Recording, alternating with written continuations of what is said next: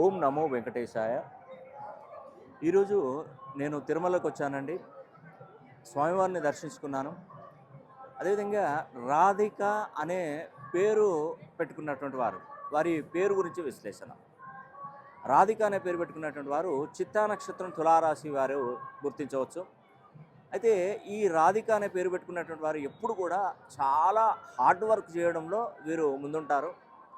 వీళ్ళకి ఏంటంటే రిలేషన్షిప్లో ఇటు అత్తవారి తరపున కానీ ఇటు బంధువులలో కూడా వ్యతిరేకమైనటువంటి ఫలితాలు వస్తుంటాయి. వీళ్ళు ఎంత మంచి మనసుతో ఎదుటి వాళ్ళను కలుపుకోవాలని చూస్తారు, కానీ వీరు అందరికీ శత్రువులుగా మారిపోతుంటారు. అవసరానికి ఆదుకున్నటువంటి వీళ్ళ అవసరానికి ఎవరు కూడా దగ్గరికి వచ్చిందే ఉండదండి.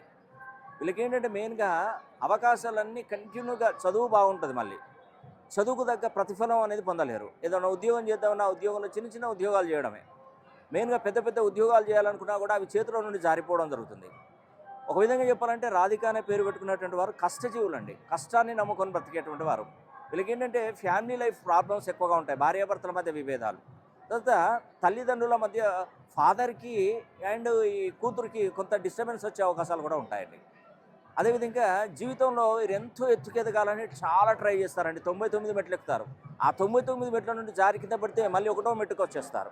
కాబట్టి ఒకసారి రాధిక అనే పేరులో కరెక్షన్ చేసినట్టయితే 270 డిగ్రీస్ కనుక పెంచుకోగలిగితే వీరంత అదృష్టవంతులు ఎవరు ఉండారండి. ఖచ్చితంగా రాధిక అనే పేరు పెట్టుకున్నట్టు వారు ఒకసారి నన్ను కలవండి, లేదంటే ఫోన్ లైన్లో అయినా కలవండి. మీకు తప్పకుండా నేను మెయిల్ చేస్తాను. ఓం నమో వెంకటేశాయ.